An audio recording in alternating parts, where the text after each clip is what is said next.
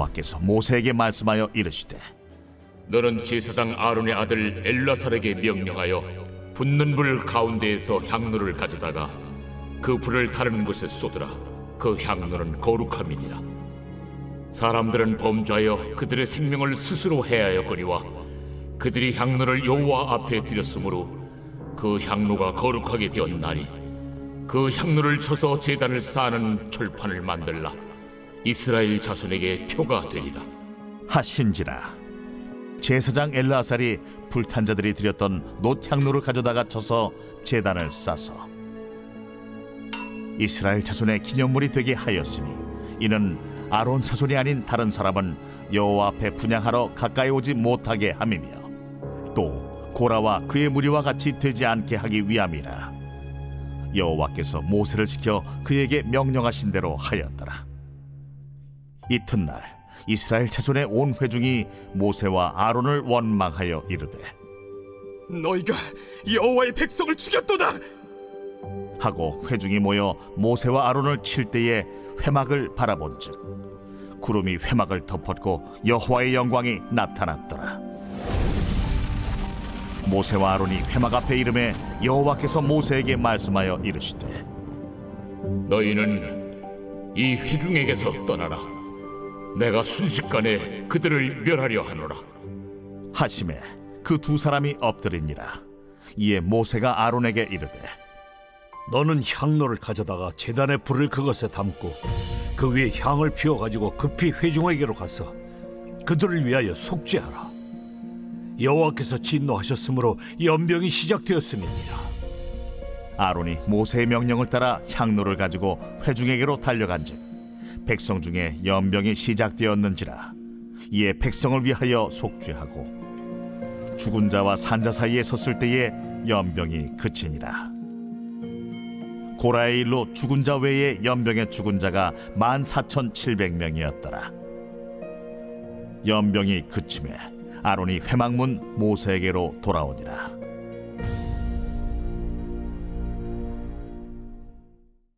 오늘도 우리들에게 새날을 주신 하나님 아버지, 4월달 마지막 날, 오늘 하나님께서 4월 한 달도 우리를 하나님의 말씀으로 이끌어 주신 은혜를 깊이 감사하며 4월 한 달을 오늘 큐티하며 마무리합니다. 하나님, 우리 사랑하는 성도들 큐티하며 하루하루 지냈던 그 순간순간들이 주님을 사랑하는 마음으로 잘 차곡차곡 쌓이게 도와주시고 또 광야와 같은 여정 속에서 주님의 음성에 더욱더 귀를 기울이는 영적인 민감함들이 아름답게 세워져 나가는 복된 날이 되어졌음을 믿습니다. 5월 한 달도 하나님 그렇게 인도해 주시고 역사해 주옵소서. 오늘 주신 나의 말씀 하나님 마음의 문을 열고 믿음으로 받기를 원합니다. 주신 말씀에 순종하는 우리 모두가 되도록 성령님 오늘도 우리를 주관하여 주옵소서. 감사를 드리며 예수 그리스도의 귀하신 이름으로 축복하며 기도합니다. 아멘. 우리 사랑하는 브리지 가족 여러분, 벌써 4월 한 달이 이제 다 갔습니다. 오늘 4월 30일 수요일 우리 민수기 16장 우리 36절에서 50절의 말씀을 통해서 오늘도 변함없이 내게 말씀하여 주시는 주님의 음성에 함께 순종하는 저와 여러분 되시기를 축복합니다. 오늘 우리가 함께 다루게 될 민수기 16장 이제 마지막 부분은 바로 고라당의 반역 사건을 이제 우리가 어떻게 마무리할 것인가라고 하는 부분인데요.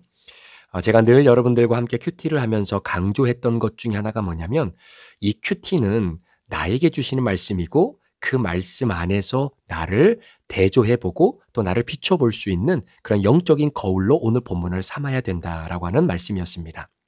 자, 그러니까 이 16장은요, 반역을 일으켰던 고라당이 핵심입니다. 그렇기 때문에 우리가 큐티할 때 이 반역을 일으켰던 주체인 고라의 입장에서도 내가 한번 서볼 수 있는 것이고 또 한편으로는 그런 반역을 당하고 있는 대상자들이 바로 모세와 아론입니다. 따라서 반역을 하는 주체의 입장에서도 내 자신을 돌아볼 수 있는 것도 있지만 반역을 당하고 있는 모세와 아론의 입장에서 내 자신의 모습을 또 한번 발견해 볼 수 있는 그런 은혜가 있었으면 좋겠습니다. 자, 여러분 그렇지 않습니까? 우리가 자녀의 입장으로 살아갈 때는 우리를 낳아 길러주신 부모님에게 반역하는 자녀의 모습으로 설 때도 있지만 이제는 시간이 되고 결혼해서 자녀를 낳고 내가 부모가 된 입장에서도 동일하게 내가 낳은 자녀들이 부모인 우리들에게 반역과 또 불순종과 또 불평을 일삼게 되어지는 그 상황 속에서 그 불순종을 받아들이는 대상이 되는 입장에 설 때도 있는 것이죠. 자, 이와 마찬가지로 저 역시 나도 모르게 하나님 앞에 반역자의 자리에 서기도 하지만 또 목사로서 사역을 감당하다 보면 또 예상치 않는 어떤 그런 반역의 대상이 되어지는 그런 상황이 있을 때도 있는 겁니다. 자, 그런 의미에서 하나님께서 민수기 16장에 기록되어 있는 이 고라당의 이 반역 사건을 통해서 하나님께서 허락하신 하나님의 심판의 내용을 보면 성경에 기록되어 있는 반역 사건들 가운데 이렇게 전무후무하게 하나님께서 심하게 노하는 그러한 표현을 우리들에게 주신 그러한 사건이 없을 만큼 굉장히 하나님의 심판의 강도가 강한 그러한 심판의 내용이었죠.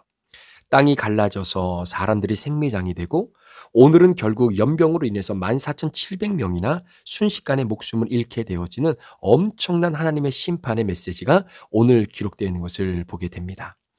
자, 이 말씀을 마무리하면서 오늘 본문에 등장하는 세 종류의 주체가 있는데요.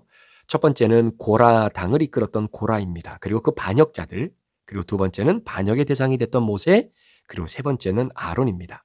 자, 이러한 세 부류의 주체가 오늘 본문에 나와 있는데 오늘 제가 여러분들과 조금 강조해서 좀 다루고 싶은 내용은 바로 이 반역자의 입장, 그러니까 반역자의 입장에서 과연 이 본문의 말씀을 우리가 어떻게 한번 생각을 해보고 특별히 이 반역을 받게 되어지는 바로 그 세대들의 입장에서 이 본문을 어떻게 우리가 좀 해석해 볼 수 있는지 한번 생각을 해보려고 합니다. 자, 먼저 고라를 중심으로 이 반역이 일어나게 되는데 사실 이 반역이요, 갑자기 일어난 것이 아니라 이미 일어나기 전에도 이들의 삶에는 전조가 있었다라는 것입니다. 자, 그 중에 제일 먼저 있었던 전조가 바로 집안 안에서의 전조였죠. 바로 레위 족속 안에서 일어났던 여러 가지 불평과 원망, 그리고 그 사실 자체를 받아들이지 못하는 바로 불순종에 대한 내용들이 있었습니다. 바로 이 미리암이라고 하는 이 누이가 바로 결국은 모세가 굿수라고 하는 여인을 아내로 취하게 되면서 미리암과 아론이 서로 협작해서 모세를 대항했던 바로 그 징조가 레위 족속 안에 있었죠. 그런데 그 레위 족속 안에 있었던 그러한 불순종과 불평의 징조가 르우벤 지파에게 이어지게 되고 그 르우벤 지파를 중심으로 250명의 지휘관에게 그것이 전염이 되고 결국은 그것이 이스라엘 백성들 전체에게 전염이 되어지는 민족의 실패의 사건으로 기록되어졌던 사건이기도 합니다. 자, 여러분 어떻습니까? 자, 이렇게 우리가 기억하길 원치 않고 우리에게 다시는 일어나서는 안 된다라고 생각되어지는 민족적 실패의 사건인 바로 이 고라당의 반역 사건. 자, 그런데 우리는 보통 우리 가정에서 아니면 우리 개인적으로 아니면 우리 공동체 안에 뭐 예를 들어서 어떠한 수치스럽고 부끄러운 일들이 펼쳐졌을 때에 자, 우리가 반응하는 우리의 모습은 그걸 빨리 덮고 싶다라는 거예요. 그리고 아예 아무런 일이 없었던 것처럼 서로 쉬쉬하면서 이걸 빨리 덮어버리고 이걸 무마시키려고 하는 그러한 반응과 그런 일처리들이 상당히 많습니다. 예를 들면 뭐 지금은 좀 많이 달라졌지만 예전에는 예를 들어서 여성들이 뭐 성폭력을 당했다거나 아니면 성적인 어떤 학대를 당했을 때 이러한 사건이 우리 가정에 또 우리 가문에 또 우리 공동체에 사람들에게 들려지지 않도록 어떻게든 빨리빨리 덮고 없었던 일로 처리하고 빨리빨리 뭐 예를 들어서 뭐 합의 보고 뭐 마치 이런 식으로 끝내버렸던 일들이 굉장히 많았다라는 것이 있죠. 자, 그런데 그거와는 상관없이 너무나 민족적으로 수치스러웠던 일이 뭐냐면 바로 고라당의 반역 사건이었습니다. 자, 그런데 이 반역 사건을 오늘 이스라엘 백성들이 하나님께서 어떻게 이것을 처리하게 하시는지를 한번 보자라는 거죠. 자, 38절부터 40절의 말씀을 보시면 하나님께서 이 부분을 어떻게 처리하시는지 제가 한번 읽어볼 테니까 한번 들어보세요. 사람들은 범죄하여 그들의 생명을 스스로 해하였거니와 그들이 향로를 여호와 앞에 드렸으므로 그 향로가 거룩하게 되었나니 그 향료를 쳐서 제단을 쌓는 철판을 만들라 이스라엘 자손에게 표가 되리라 하신지라. 제사장 엘르아셀이 불탄 자들이 드렸던 놋 향로를 가져다가 쳐서 제단을 싸서 이스라엘 자손의 기념물이 되게 하였으니 이는 아론 자손이 아닌 다른 사람만 여호와 앞에 분향하러 가까이 오지 못하게 함이며 또 고라와 그의 무리와 같이 되지 않게 하기 위함이라. 여호와께서 모세를 시켜 그에게 명령하신 대로 행하였더라 라고 기록합니다. 자, 그러니까 지금 하나님께서 모세와 아론을 통해 이 모든 이 민족의 실패 사건을 어떻게 다루냐면 각각의 250명이 들고 왔던 놋 향로가 있지 않습니까? 그 향로에 붙여졌던 불은 거룩한 불로 하나님이 따로 세워놓고 그들이 갖고 왔던 그 놋을 망치로 펴서 다 펴니다. 그리고 그 놋의 재단으로, 그 놋으로 재단을 다 이렇게 싸는 거예요. 재단을 싸는 철판을 만들어 놓게 되는 겁니다. 자, 여러분, 왜 이렇게 했느냐? 이게 중요한 거죠. 자, 그게 뭐냐면 바로 이스라엘 백성들이 저질렀던 실패의 이 수치로운 사건을 이제는 대대의 대도의 후손들에게 보여주라는 거예요. 후손들에게 잊지 말게 이거를 제단을 쌓는 하나의 어떤 철판을 만들어서 제단을 쌓음으로 말미암아 제단에 와서 제사를 드리는 모든 세대들이 이 사건을 잊지 않도록 하나님이 그렇게 만들라고 명령하신 겁니다. 자, 그러니까 부모 세대가 또 그 다음 세대가 또 자신의 자녀들의 세대를 데리고 이제는 제단에 와서 제사를 드리잖아요. 그러면 제단 위에 짐승을 올려놓고 태웁니다. 그러면 그 짐승이 타는 모습을 볼 때마다 여러분, 부모들은 자녀들에게 뭘 가르치겠습니까? 지금 저 제단 위에 올려져 있는 그 짐승이 타는 것을 정말로 우리 때문에 우리 부모 세대가, 우리의 선조 세대가 하나님 앞에 불순종하고 고라당의 반역을 일으켜서 하나님께서 처참하게 정말로 이 사람들을 하나님이 처리하셨던 이 모든 사건들을 그 제단 위에 올려져 있는 짐승이 타면서 그걸 다시 한번 기억하는 거죠. 그래서 여러분, 제사 제도가 이어지는 그 순간까지 그 제단을 쌓던 철판은 여러분 끝끝내 없어지지 않은 것이고 이스라엘 대대로 그것을 기억하게 하나님이 만드신 겁니다.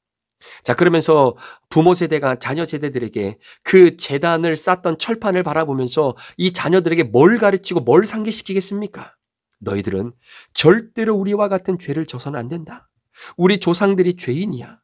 이걸 잊으면 안 된다라고 하는 것을 끊임없이 이야기해 주는 것이겠죠. 엄마 아빠의 죄가 다시는 너희들에게 일어나서는 안 되는 것이다. 제사제도가 이어지는 그때까지 절대로 우리가 지음으로 인하여 하나님께 받았던 이 심판이 너희들 세대에는 절대로 일어나서는 안 된다라고 하는 것을 보여주고 기념하기 위해서 제단을 쌓는 철판을 250명이 들고 왔던 그 향료의 철판으로 다 만들어 놓게 된다는 겁니다. 자, 이렇게 하나님께서 모세를 통해서 말씀하신 이 모든 것들을 여러분 1세대들이 순종을 하는 거예요. 이걸 철저히 순종을 하는 겁니다. 자, 그런 여러분 한번 생각해 보시겠습니까? 나는 잊고 싶고 나는 기억하고 싶지 않고 다시는 내리 속에 생각나지 않았으면 하는 그 사건이 제사를 드리러 올 때마다 생각나는 거예요.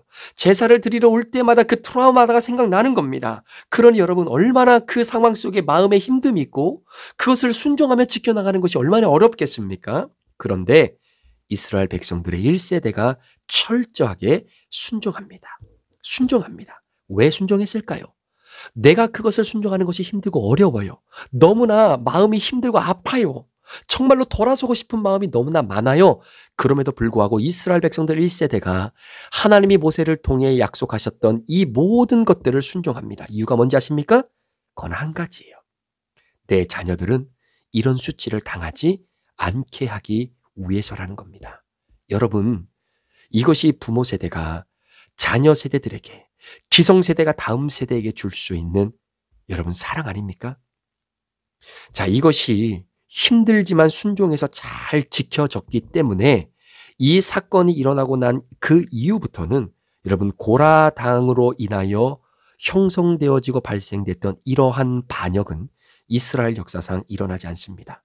특별히 가나안 땅에 들어가서 정말로 윗질서를 향한 바로 그 순종과 영적 질서의 순응 때문에 결국은 평화롭게 이스라엘 백성들이 가나안 땅을 다 분배받게 되어지는 역사가 펼쳐지게 되는 것이죠. 사랑하는 성도 여러분, 저도 왜 실패가 없겠습니까? 여러분, 저도 왜 죄가 없겠습니까? 그러나 어떻게 해야 되겠습니까? 후손들 앞에서 반복적으로 드러나는 나의 죄, 그리고 하나님 앞에 불순종으로 섰던 나의 연약함, 여러분 이것이 드러날 때마다 내 자녀들과 우리 믿음의 후손들에게는 이러한 실수와 또 이러한 반복적인 이러한 반역으로 인해 하나님의 강력한 징계가 일어나지 않도록 우리는 순종해야 되는 것입니다. 조상의 실패가 다음 세대들에게는 우리는 그렇게 살아서는 안 되겠다라고 하는 그들의 사명이 되게 해줄 수 있는 바로 그런 기성세대의 아름다운 바로 그 헌신이 바로 다음 세대를 살려낼 수 있는 소중한 사명이 되고 그것이 사랑이 되는 것 아니겠습니까? 그래서 기성세대가 다음 세대에게 주는 바로 그 사랑. 여러분, 그러기 위해서는요, 정말로 우리 안에 있는 죄가 고백되어지고 우리 안에 있는 우리의 연약함이 드러나고 오픈이 되어질 때 사실 그것이 가능한 것입니다. 사랑하는 여러분, 우리가 함께 성도들과 같이 또 세대들이 함께 우리가 브릿지 모임을 갖게 되지 않습니까? 그 브릿지 모임을 통해서 우리 기성세대가 놓쳐서는 안 될 것이 있습니다. 그것이 뭐냐면 기성세대로 내가 신앙의 여정을 걸어왔던 내 자신 안에 하나님 앞에 불순종하고 주님이 이끌어 주셨던 놀라운 은혜를 내가 인정하지 못함으로 인해 내가 겪었던 나의 죄악된 모습, 그로 인해 하나님께서 나를 다시금 회복시키고 나로 하여금 그 죄의 대가를 치르게 하심으로 말미암아 하나님의 순종의 대열에 다시 설 수 있도록 나를 이끌어 주셨던 그 놀라운 은혜를 우리 다음 세대들과 나눌 수 있어야 돼요. 그러니까 우리 기성세대들이 정말로 자녀들에게 내가 갖고 있는 죄를 여러분 자꾸 감추고 그것을 정말 없었던 것처럼 무모시켜버림으로 말미암아 우리 자녀들이 내가 지은 죄를 몰라서 부모가 지었던 세대들의 죄를 몰라서 우리 자녀들이 똑같이 그 죄를 반복 짓게 함으로 말미암아 기성세대들이 받았던 이 고라당의 하나님의 심판의 결과가 우리 자녀들의 세대에는 통일하게 일어나지 않도록 우리가 해야 될 책임이 우리 기성세대들에게 있다는 겁니다. 그러려면 내가 죄인임을 고백하고 오픈해야 되는 거예요. 그걸 나눌 수 있어야 되는 거예요. 그래서 그 나눔을 통해서 우리 다음 세대들이 우리는 그래서는 안 되겠구나. 그것이 그들의 사명이 될 수 있도록 우리 기성세대들이 그걸 열어줄 수 있는 교회가 되어야 되고 그런 가정이 돼야 되는 것입니다. 사랑하는 성도 여러분, 정말 그렇게 하실 수 있는 용기와 그렇게 하실 수 있는 다음 세대들을 향한 사랑이 우리 교회 가운데 있다면 여러분, 하나님 우리 교회를 왜 사용하지 않으시겠습니까? 우리 세대까지만 교회가 이어지는 교회가 되어서는 안 되지 않습니까? 그렇기 때문에 우리 기성세대로 살아가는 우리 소중한 성도 여러분, 오늘 고라당의 반역의 결과가 우리 사랑하는 자녀들에게 이루어지지 않도록 우리 기성세대들의 죄의 고백이 다음 세대들의 사명이 되는 그런 아름다운 믿음의 유산들이 잘 흘러갈 수 있는 그런 교회로, 그런 가정으로 우리 다시 한번 일어날 수 있는 우리 모두가 되기를 우리 구주 예수 그리스도의 이름으로 간절히 축원합니다. 기도하겠습니다. 하나님 아버지, 감사합니다.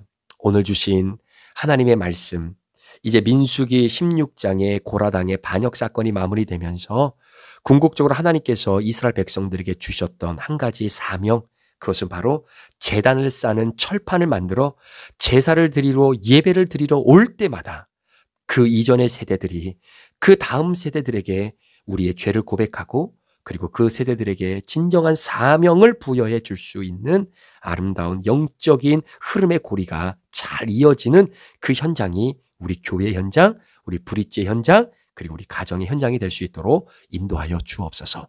감사를 드리며 예수 그리스도의 존귀하신 이름으로 축복하며 기도합니다. 아멘.